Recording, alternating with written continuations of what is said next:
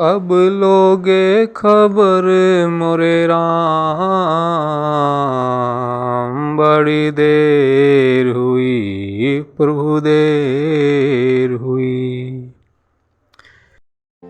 इस भजन को कहते कहते गोस्वामी तुलसीदास जी की आंखें आंसुओं से भर आई। उनका हृदय भगवान श्री राम की विरहाग्नि में तड़पने लगा। उनको इतना ज़्यादा विरह जागृत हुआ भगवान के दर्शन का कि दिन रात भगवान के लिए रोने लगे और ये उपाय सोचने लगे कैसे उस रघुकुल भूषण के मुझे दर्शन हों। इसी चिंता में दिन रात कटने लगे। वो भगवान श्री राम के अनन्य उपासक थे। जन समाज में भगवान श्री राम के सद्गुणों का, उनके ज्ञान का, उनके चरित्र का प्रसार कर रहे थे। तो दोस्तों, इस प्रकार उनका जीवन भगवान श्री राम की विरह में और उनके मिलन की आस में कटने लगा। एक दिन वो सुबह भ्रमण के लिए जा रहे थे तो उन्हें रास्ते में आते वक्त एक झाड़ी से प्रेत प्रकट होकर मिलता है। वो उससे पूछते हैं, भाई आप कौन हैं? तो प्रेत उनको बताता है, मैं एक प्रेत हूँ। तो वो कहते हैं, क्या आप मेरी कुछ सहायता कर सकते हैं? मुझे भगवान श्री राम के दर्शन की प्यास है।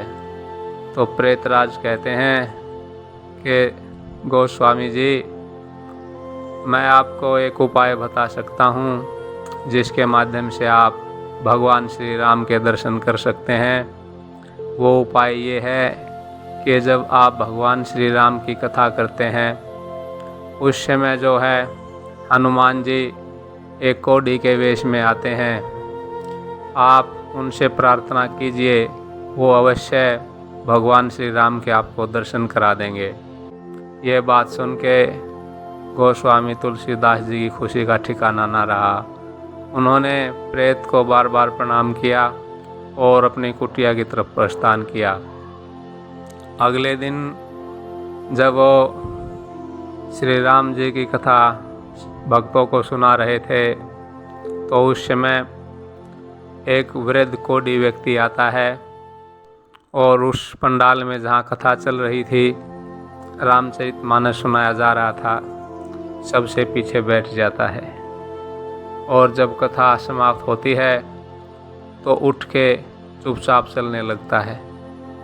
गोस्वामी तुलसीदास जी को पता लग चुका था प्रेत के माध्यम से कि ये कोई और नहीं, भगवान श्री राम के सबसे परम भक्त हनुमान जी हैं।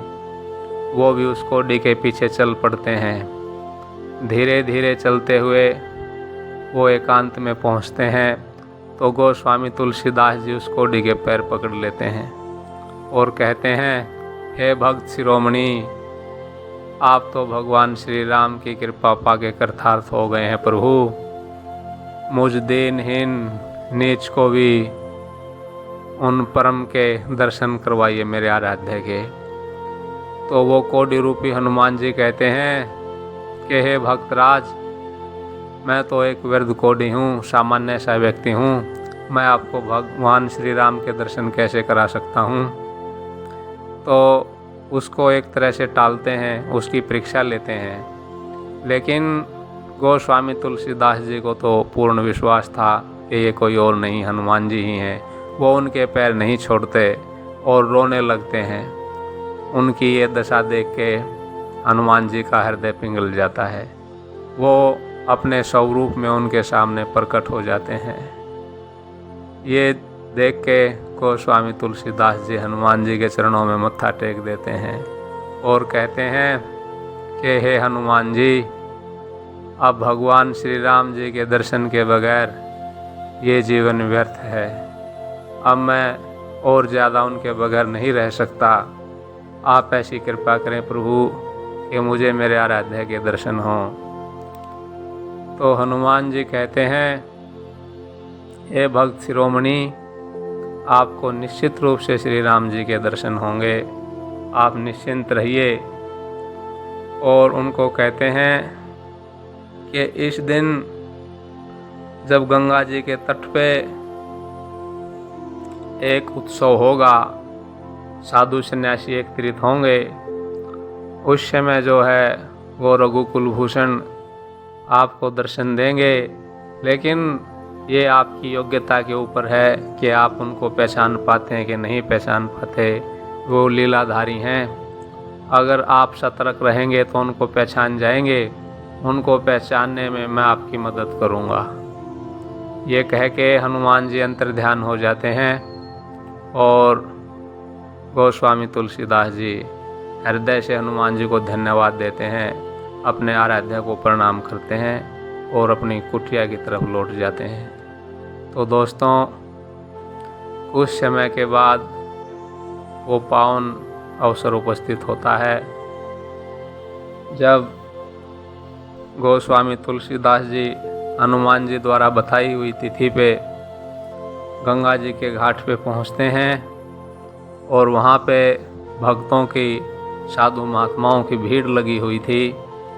और उस समय गोस्वामी तुलसीदास जी जो है उनकी सेवा अर्चना में लगे हुए थे साधु महात्माओं की।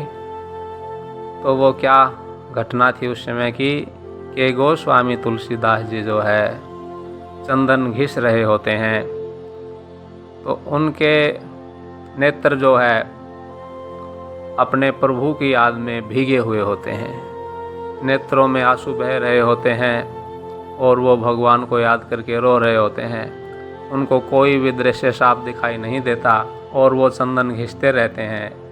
तो उनके पास एक लड़का आता है और उनसे कहता है, बाबा आप चंदन घिस रहे हैं और मैं इन जो साधु सन्यासी महात्मा हैं इनको तिलक लगाऊंगा।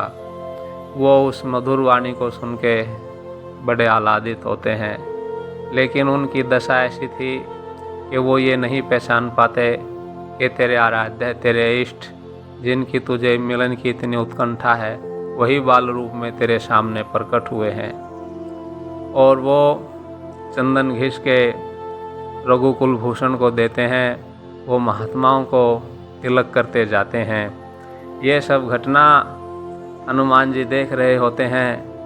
हनुमान जी एक वृक्ष पे बैठे थे। वो देखते हैं कि गोस्वामी तुलसीदास जी भगवान श्री राम को नहीं पहचान पा रहे हैं और इस प्रकार इनकी इच्छा अधूरी ही रह जाएगी।